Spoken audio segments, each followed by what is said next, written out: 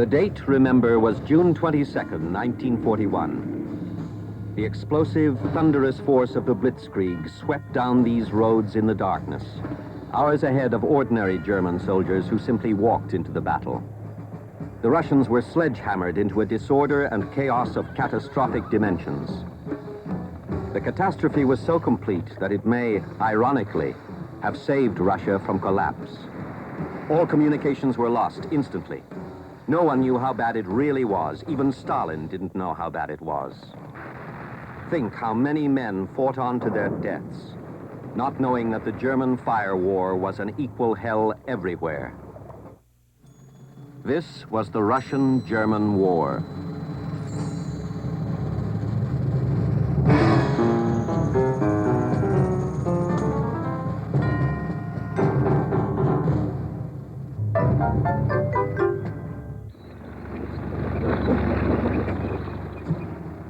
Now the names of the tank generals were heard everywhere in the hushed tones of awe. Hübner and Hoth, von Kleist and Guderian. On the very first day, they punched a hole right through Lithuania on their way to Leningrad. In 3 weeks, they burned and bombed and smashed their way 500 miles deep on their way to Moscow. This war was over. Everyone could see it, except the embattled Russians. In the blinding visions of victory, everyone failed to see that the Germans were already lost, that they had failed in the one objective which would have given them the war. The whole of the Russian army was not surrounded, and it was not destroyed. Hundreds of thousands escaped and would live to kill Germans.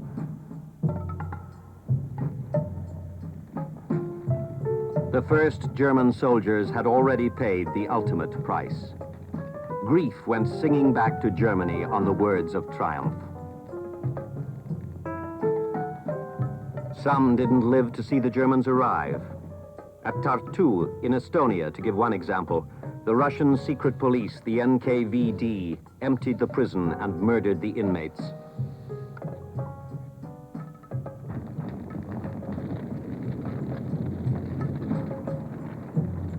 Day after day, the Germans continued their journey along the same high road to Moscow, which Napoleon had traveled in 1812.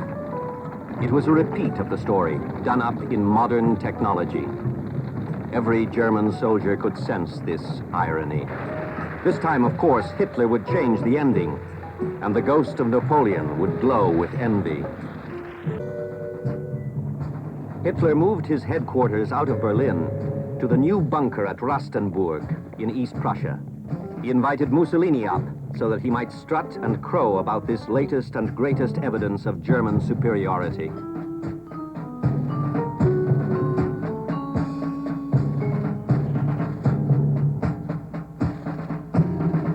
He would spend much of the remainder of his life here, in the bunker at Rastenburg. Swiftly, he would take control of the war away from the generals and their aides, and plan it and direct it himself, sometimes in the tiniest detail.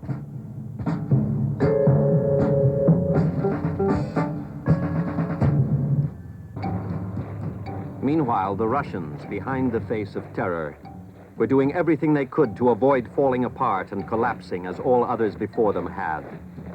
The Germans captured 1 million men. The Russians recruited 1 million new men. German intelligence had told Hitler that this was not possible.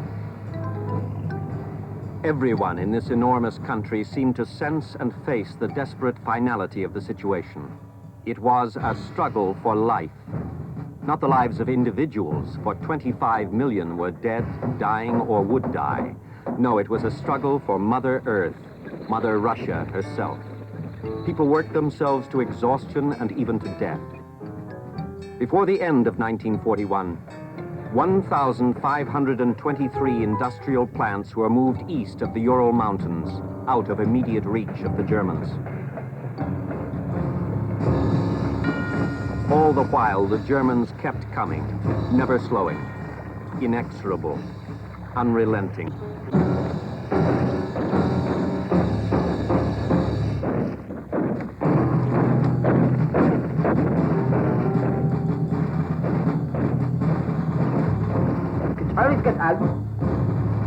Behind their lines, the Germans too were busy.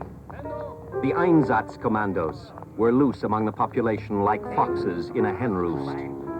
The Jews and the communists were rounded up and machine-gunned into pits. The executioners complained of overwork and of never being able to satisfy the quotas set for them by Berlin.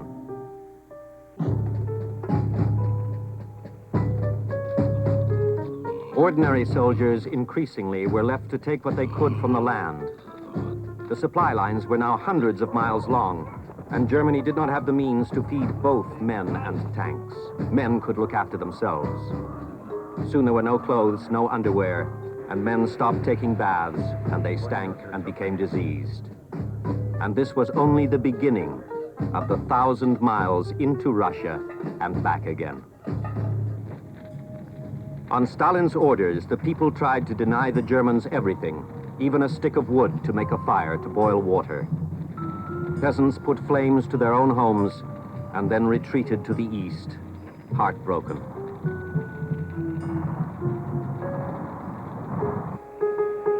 The great Dnieper River Dam was blown up. The pride of a 5-year plan gone in a moment. Nothing was too sacred to leave to the Germans.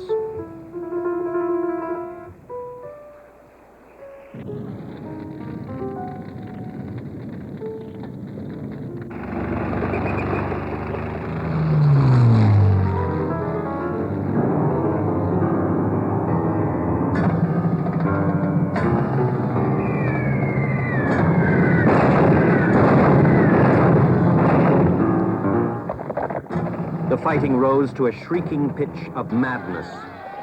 Russian cavalry attacking a panzer division, sabers against cannon, horseflesh against armor plate.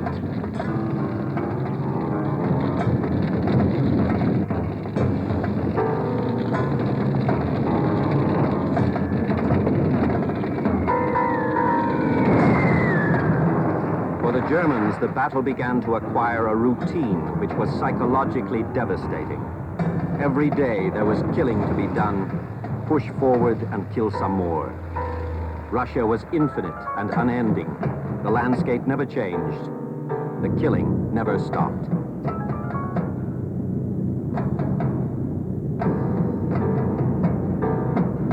The great cities were bombed and bombed and bombed again. Russia, her life's blood streaming out of her in a million places, would not go down. She had the will and fortitude of a Rasputin.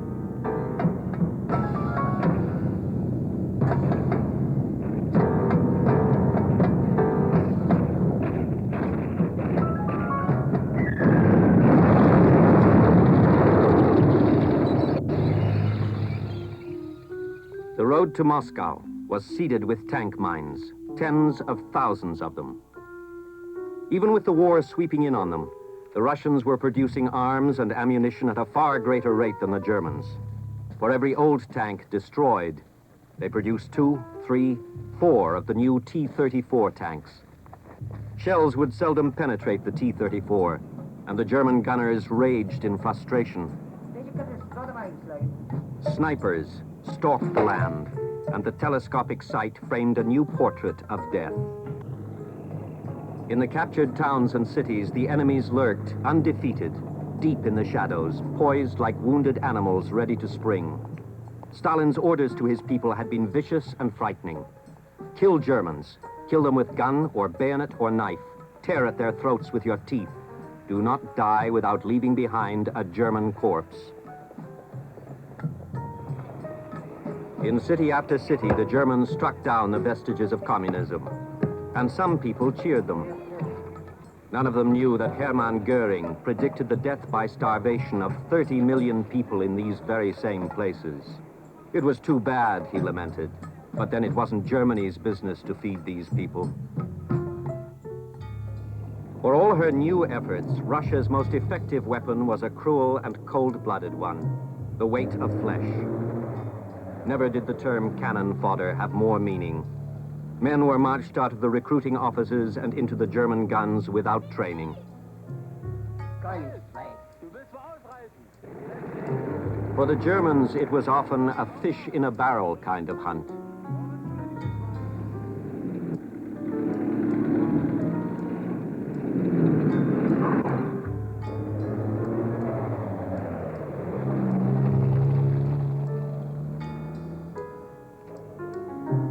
In the first 6 months of the war, the Germans captured 3,600,000 Russian soldiers.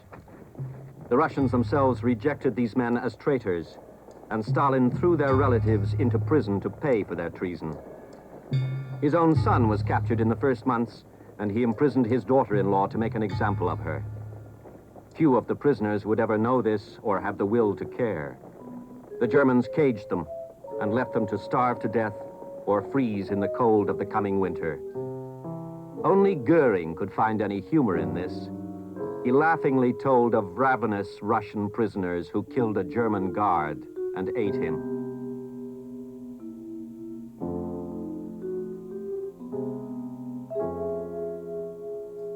The broken face of European Russia became the macabre setting for this horror story. So painful, so incomprehensible, so disgusting in its every act, so hard to believe that it ever really happened.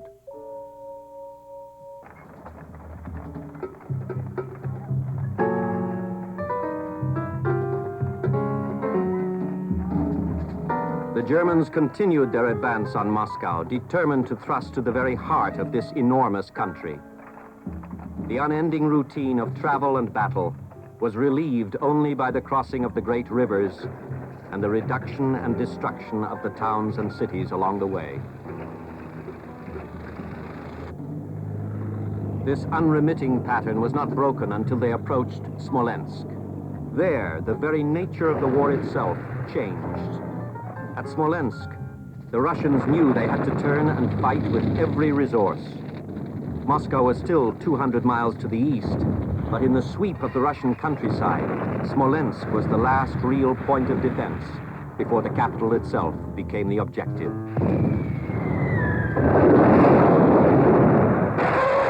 Here, the Russians used the Katyusha rockets for the first time. They frightened even the unsuspecting Russian soldiers. Here, the German army was tried and tested as it had not been before by anyone. Here, the battle raged on for 6 weeks until the Russians were again reduced to helplessness and defeat and retreat. Here, Hitler made the first of the critical errors in judgment, which would cost him and the Germans the war. Hitler stopped his force at Smolensk. He leashed it and made it sit, just as it was about to bound through the last of the Russian defenses and race the 200 miles to Moscow. For 19 days, the soldiers waited without orders from the only man who could give them orders. Hitler was like a little boy let loose in a candy shop. He didn't know where to stop and stuff his pockets next. The men polished the dust off their boots and paraded for the generals, and not a one knew that behind the veneer of defenses, the Russian army was broken, demoralized, finished. It is true, the partisans were beginning to worry the Germans a little, but there were other real problems. All of the 400,000 men in reserve had been used up. 440,000 men had been lost in the fighting, 100,000 of them killed. 50% of the tanks were out of action, 30% of the trucks. Worse, far worse. The way back to Germany was a broken, tattered stretch of several hundred miles. The problems of supplying the army were almost beyond the capabilities of the service units. It would take time to repair the lines and make them efficient. The way back was littered with the junk and refuse of war. To complicate things even more, all of the track from the border to the frontline army had to be replaced. The Russian rail gauge was wider than that of the Germans. But these were the expected problems of war. Compared to the Russians, the Germans were just a little weary, a little thin at the elbows. At last, Hitler summoned the generals, and the orders were issued. His two greatest tank generals were to take their powerful panzer armies away from the center, away from the approaches to Moscow. It was a stupid and fatal decision. Hermann Hoth was to strike north with his Third Army and try to finish off Leningrad. Heinz Guderian was to take his Second Army, do an almost complete about-turn, and drive at Kiev. Hitler was blunting both edges of his sword, and while doing so, giving his opponent time enough to recover his shield and get ready for the next blow.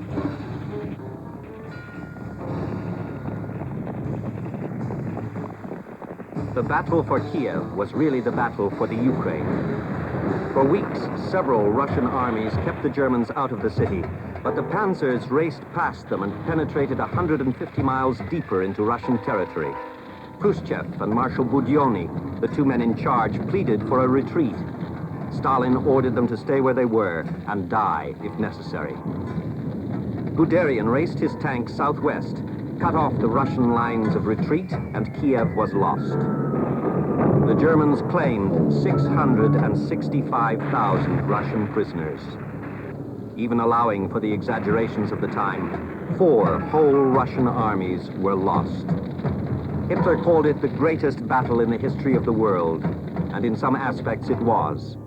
But it cost him his last good chance to take Moscow.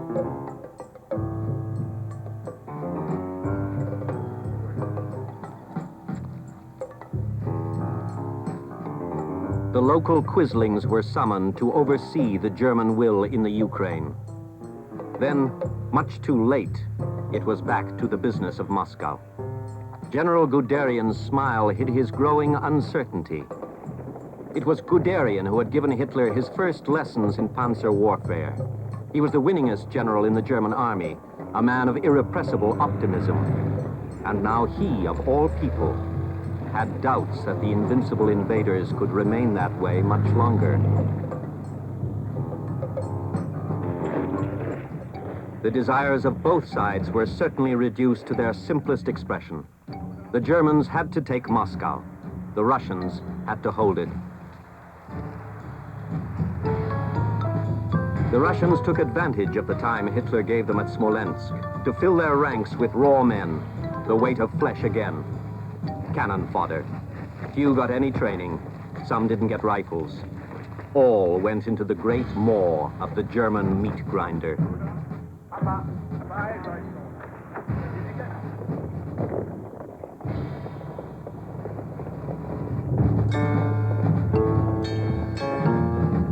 Thousands of women marched out to dig trenches and build tank traps in the defenses around the city. Few people of any rank or sex escaped recruitment.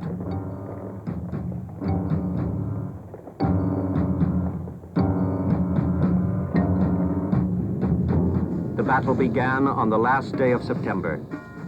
The Luftwaffe, now close enough to hurt Moscow, gave new muscle to the German attack.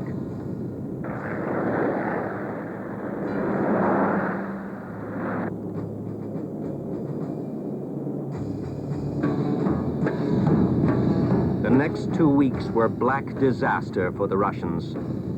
The Germans were flooding into the last of the Ukraine and the Crimea, conquering almost as fast as tanks could travel. Leningrad appeared ready to fall. Moscow was bombed and mortally threatened and panic-stricken.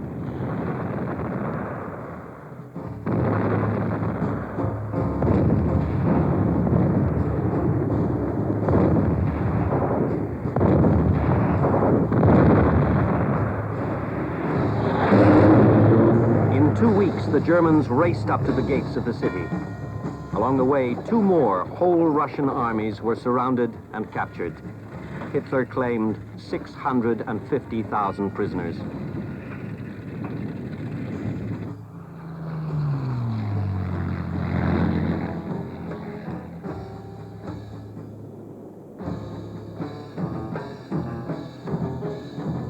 Two things then came to save Russia: Marshal Georgy Zhukov and rain. Endless days of rain. In their stupendous efforts to win, the Germans had nearly exhausted themselves. Now the mud held them fast and prevented them from making that last, grasping reach for the capital. No one yet thought of defeat. The German psyche wasn't capable of that thought yet. They would be in Moscow by Christmas and all would be well. None of these men knew much about Marshal Zhukov, and no one, not even German intelligence, knew what he was up to on the other side of Moscow.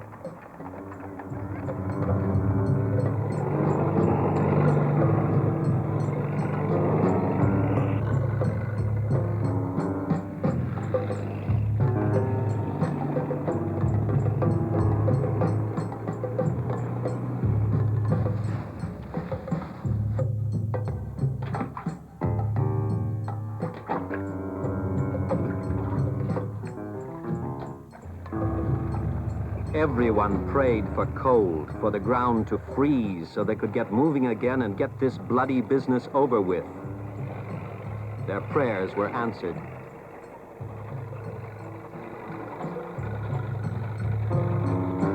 The wish for winter was cruelly deceiving. The weaknesses of the German army, particularly those of its planners, began to show through. The temperature dropped like a stone in a well. Everything froze. Shells didn't fit the breach. Hydraulic systems didn't work. Optical sighting devices clouded up. The lubricants in the recoil mechanisms acquire the consistency of tar.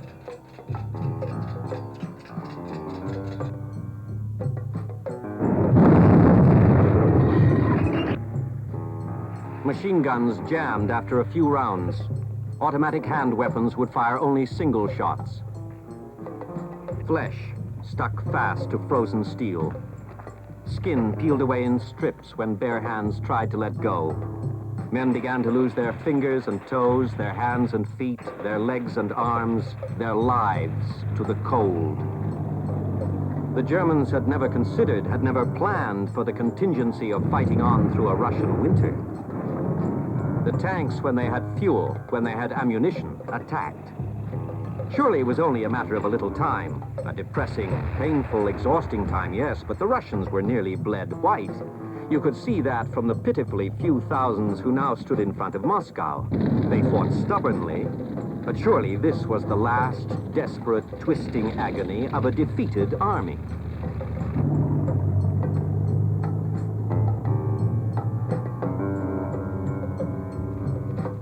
Then it happened. On December the 5th, with the temperature touching 36 below zero, the Russians struck back a blow so powerful, so unexpected, so stunning, that the whole psychology of the war was turned round in days. Marshal Zhukov, the man the Germans didn't know, let loose the army the Germans didn't know about. 100 divisions, 7 whole armies, including 1 million new men. 1 million men trained, equipped, dressed for the winter, fresh from fighting the Japanese in the east. They fell upon the tired, broken, demoralized Germans and exploded with the passions of hatred.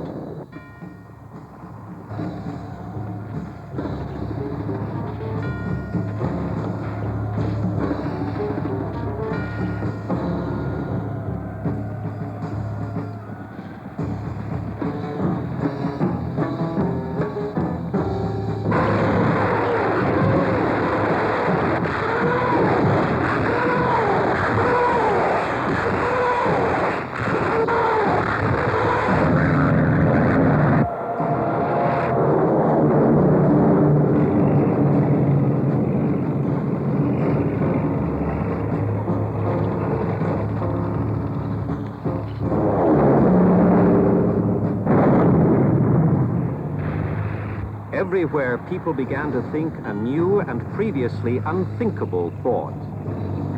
The Germans might not win this war. Not that they would lose, few would think that for another year.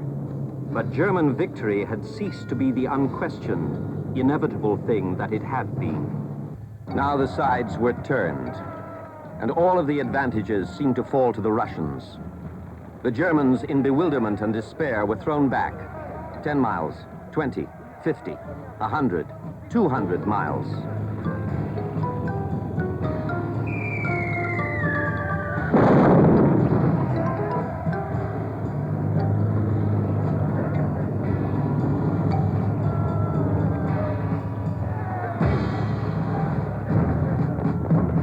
Hitler and Hitler alone saved his army. His generals, in panic, wanted to retreat. Hitler, in fear and towering rage, ordered them to stay and fight to whatever the end might be. There would be no Napoleonic running away to death and defeat this time. Any general who could not or would not obey was brought home in disgrace. Among them, the brilliant tank commanders, Hübner and Guderian.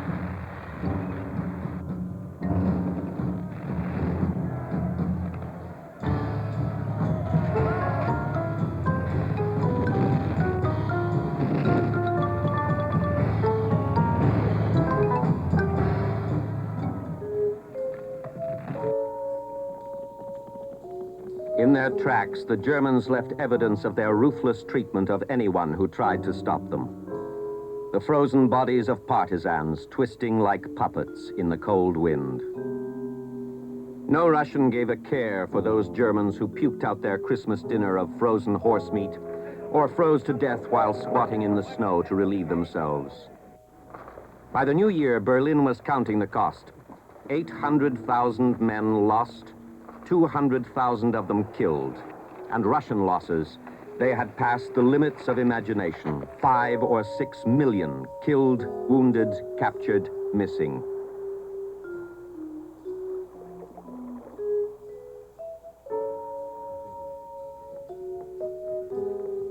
The Germans had entered Russia with the best equipped army in history.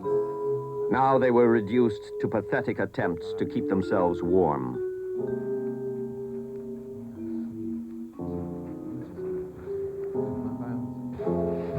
Crude mittens of cheap cotton. Elephantine boots woven of straw.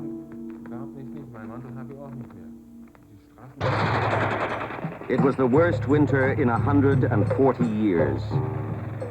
The great counteroffensive, which had begun so well, slowed down, then stopped forever. The Germans stayed and fought with skill and tenacity. Once again, Hitler had shown more confidence in them than they felt themselves, and he was still the unquestioned leader of these men condemned to the Eastern Front. The winter compounded the agony of the supply lines. Men ate frozen horse flesh because the trucks couldn't reach them. Panzers sat useless, their tanks dry, their guns cold because the trucks couldn't reach them. What is more, in their lightning sweep through this country, the Germans left behind them tens of thousands of uncaptured Russian soldiers. These men began to organize themselves into pocket armies and do real damage to the supply lines.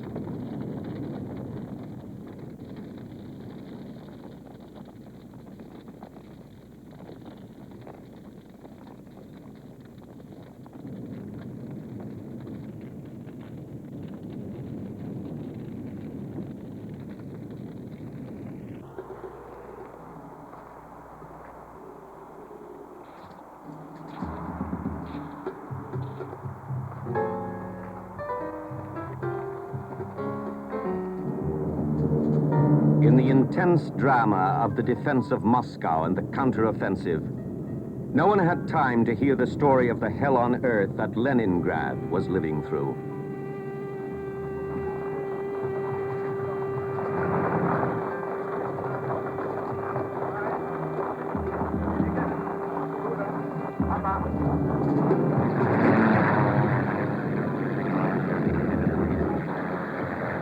The 3 million people of the city had been trapped and surrounded since the end of August. The Finns to the north, the Germans to the south.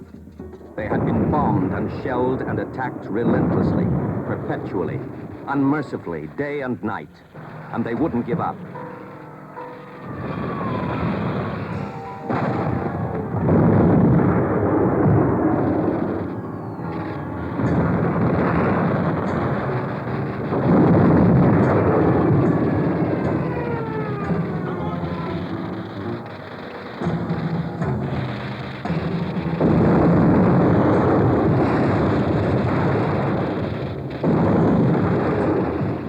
Through the night, teenage girls labored at the Kiev works to produce ammunition for the men in the trenches around the city.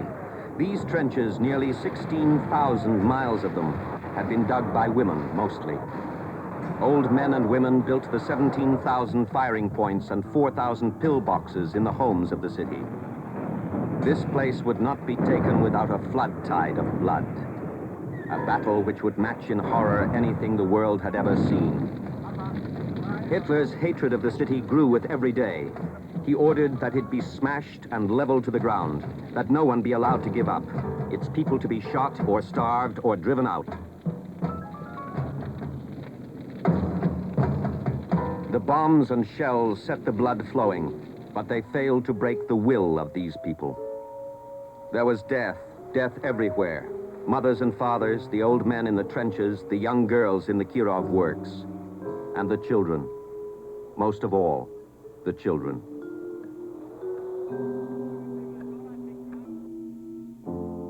Marshal Zhukov saved Leningrad, saved it before he saved Moscow. He drove the people of the city, drove them in the worst hours, drove them until they felt a numb will to survive. His orders were simple and brutal. Do as I say, or I will have you shot. They responded to his orders.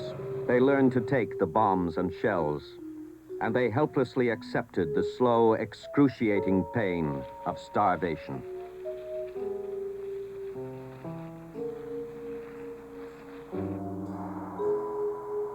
There was one way into Leningrad and one way only, across Lake Ladoga to the northeast. A 100-mile ice road was built, and the convoys began to roll and the food began to trickle in. Day and night the trucks rumbled on, and day and night the Germans showered them with explosives.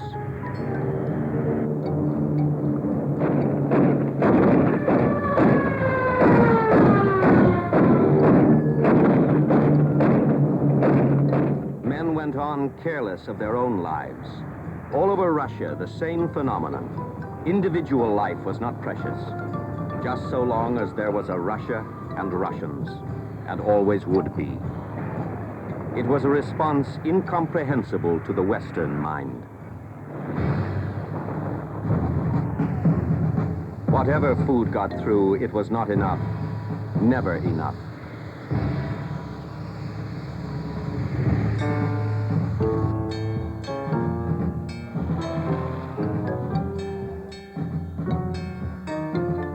People walked around in the hallucinatory days of advanced hunger. There were rations, a single slice of bread per person, but people tried to still their agony by boiling their leather coats and gloves and eating them. They ate jellied sheep guts. They stripped the paper from the walls and boiled the glue out of it, and they ate that. They tore open their medicine cabinets and ate the Vaseline and drank the hair oil. They stooped to animal things, and they cheated death day by day, and with some dignity, they lived a little longer. At last, a rail link was established on the other side of the frozen lake, and some were evacuated.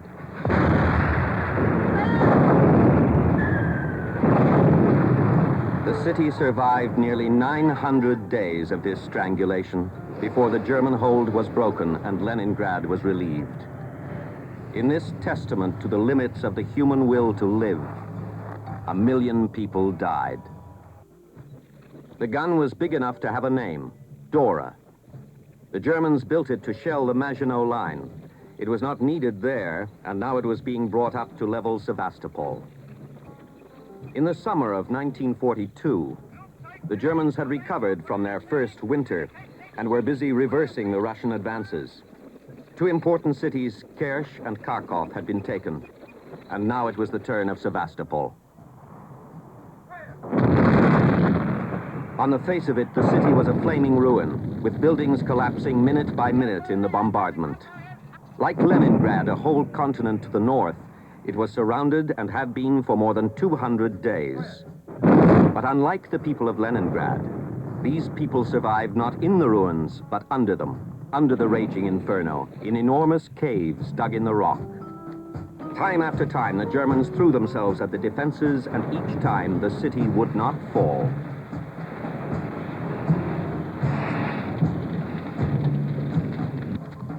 Hitler was having trouble with his ally, Finland. The Finns had never embraced the Nazis. They did not want to conquer Russia. They only wanted back the land which they felt was rightfully theirs. Finland had 500,000 good men in her army. So good, in fact, the Finns complained that the SS troops Germany had sent her were not up to standard and had no stomach for a fight. Hitler needed the Finns badly, and even in the face of this humiliating criticism, he had to play sweet. Finland had lost her enthusiasm for the war, and there was growing pressure on her to drop out.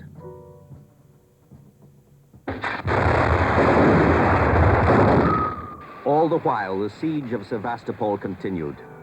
The German guns and bombs knocked the beautiful old city apart. It was a smoking brickyard. In 6 days, they dropped 50,000 high-explosive and incendiary bombs on the city. It could not go on for much longer. There was no way out. In early July, the Germans and Romanians broke through the last defenses, and it was all over. The last men were captured, trapped against the edge of the sea. While the Germans collected prisoners, 26,000 wounded men, women, and children lie in the rubble and caves. Few would live very much longer in the hands of the Germans. Sevastopol had held out for 250 days. Hitler reached for the Caucasus and beyond their snowy peaks, for the Russian oil fields as far south and east as Baku on the Caspian Sea. Before winter came again, the Germans would be another 700 miles deeper into Russian territory.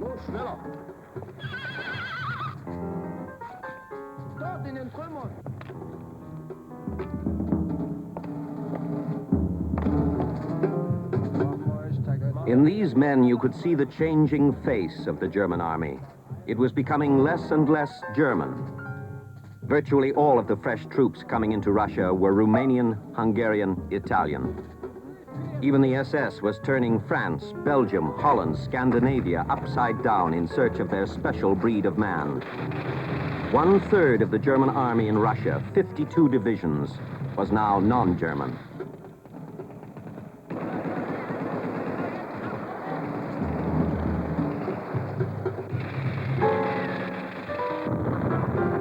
Hitler pulled troops away from the armies in front of Moscow and Leningrad to make his push here. The most spectacular German successes had been in the south, and he was obviously determined to build on success.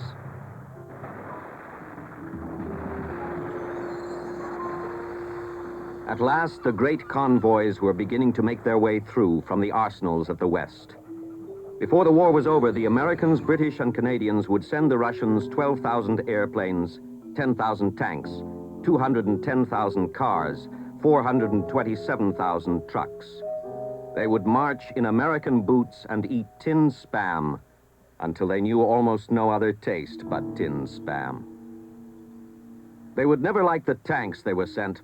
They could and did make more and better of their own, but the trucks were a godsend.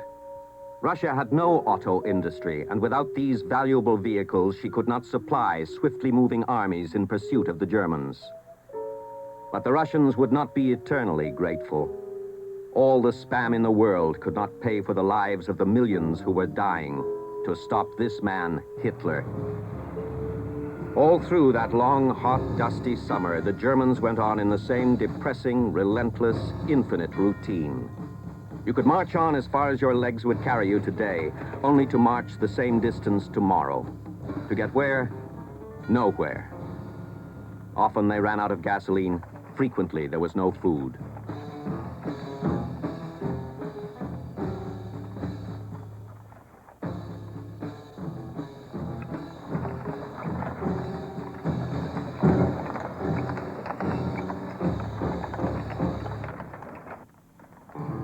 The features of the men they fought began to change. Now they were true Asians. Uzbeks, Kazakhs, Bashkirs, Kirghiz, Volga Tatars.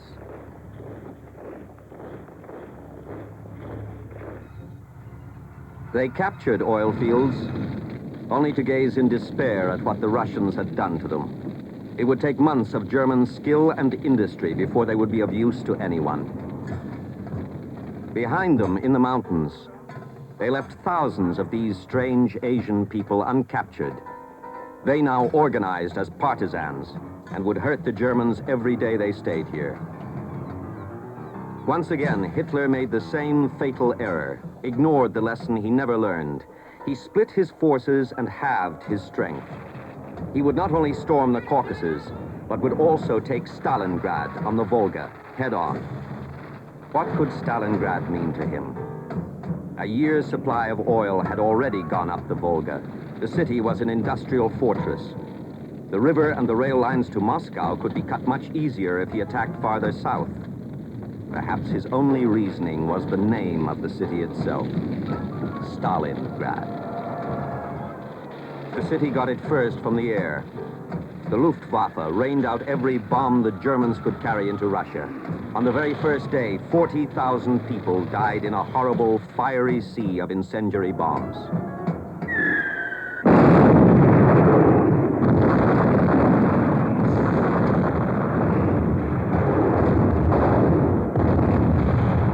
Never had the Blitzkrieg worked so terrifyingly, so efficiently.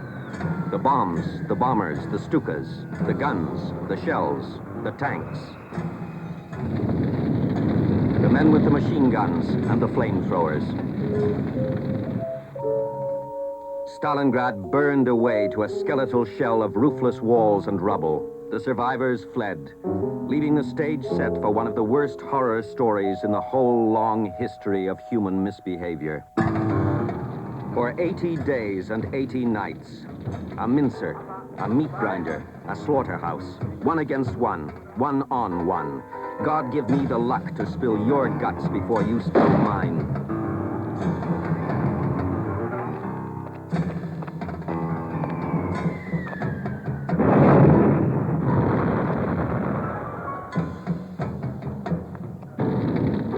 Along the rat runs, up from the sewers, down from the attics.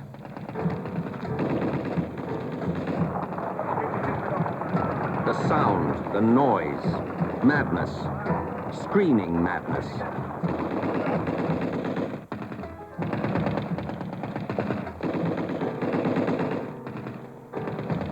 Every man of deadly aim stalking.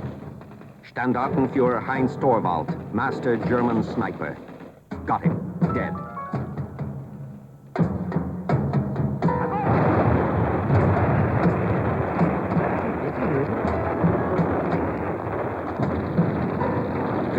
Days fighting over one house. 54 German corpses in the cellar, on the stairs. In the bowels of hell, terrifying, puking fear. Days in the tractor factory, the foundry. German snipers behind the lathes, Russian machine gunners in the blast furnaces. A few more men across the frozen river to stuff the German mincer, to keep it busy. The Luftwaffe flew in more ammunition for the insatiable guns, and then flew out the wounded. There was no room for the dead. They were simply pickaxed into the frozen soil of Russia. This was the glorious 6th Army, the biggest army in Russia, the best army in Russia, the men who took Paris in 6 weeks. All 20 magnificent divisions now burned out, exhausted. But there was no sense of defeat. The Russians were fanatical, but they were driven back on the Volga and they were dying, every one of them.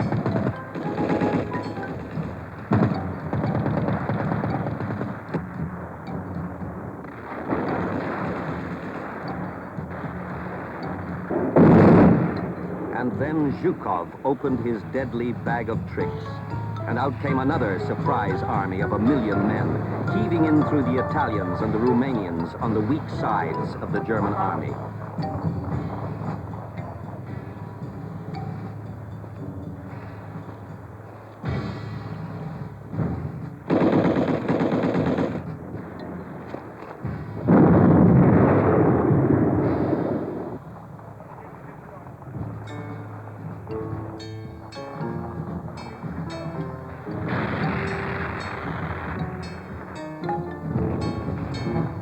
In 4 days, the two arms of the trap touched, closed, and the Germans were surrounded. Racing through the snow, stumbling, falling into each other's arms, the Russians shouted and cried like children.